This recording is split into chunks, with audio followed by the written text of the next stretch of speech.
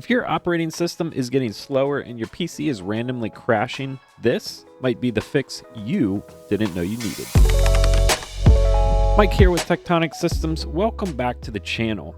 Now, when most people build a PC, they focus on the raw specs like CPU, GPU, and maybe RAM and storage drive speed.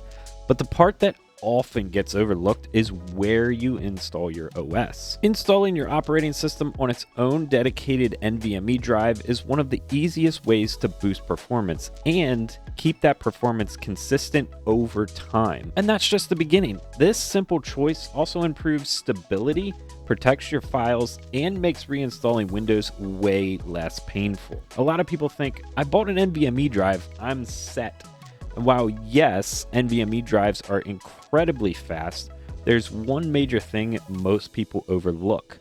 That's how you actually design your storage layout. That choice, more than just drive speed, can affect your OS performance, your file safety, and even how stable your system is over time. Let's dive into what I mean by storage layout, because it's more than just which drive you buy. Your storage layout is the full design of how your drives are installed and used. That includes what type of interface they use, like SATA or NVMe over PCIe lanes, how many drives you're planning to run in your system, or whether you're using RAID, and if so, which level, RAID 0, 1, 5, or something else. And most importantly, what each drive is responsible for, your OS, your games, your media, and your backups. All of these decisions directly affect not just performance, but stability, data safety, and how easily you can upgrade or recover your system in the future. My go-to minimum storage design for any PC build is simple.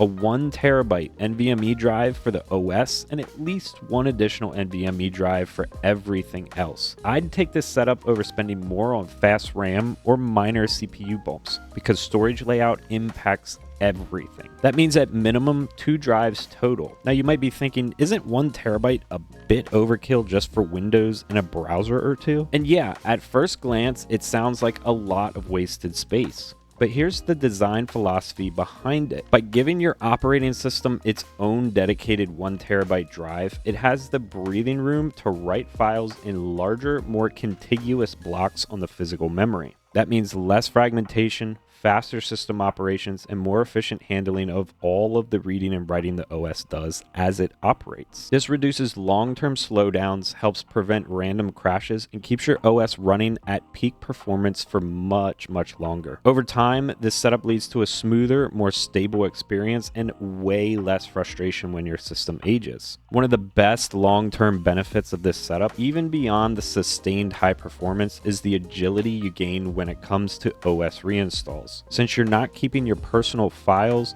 games, or project folders on the same drive as your operating system, a clean Windows reinstall becomes fast, safe, and stress-free. You don't have to worry about backing up your files or accidentally wiping your game library. You can simply wipe the OS drive, reinstall Windows, and get back up and running without touching your storage drive. Before rebuilding my PC, I used this technique to reinstall the OS, and that alone saved me hours of recovery time. Now, when troubleshooting persistent software issues or upgrading to a new version of Windows, this is also extremely helpful. It's like having a clean escape hatch built into your system, and once you've experienced it, you'll never want to go back. You can also think of it like this. Your OS drive is your system's personal living space, clean, efficient, and reserved for its day-to-day operations. The separate storage drive, that's the guest house. It's where you stay. It's where your games, downloads, media, and project files live, out of the way but easy to access. By keeping them separate, your OS isn't tripping over clutter, and everything runs smoother, faster, and more reliably. Now, the benefits of putting everything else, like your games, media, and larger applications, on a separate drive are just as important. First and foremost, your operating system isn't going to be competing for input-output time on the actual storage drive.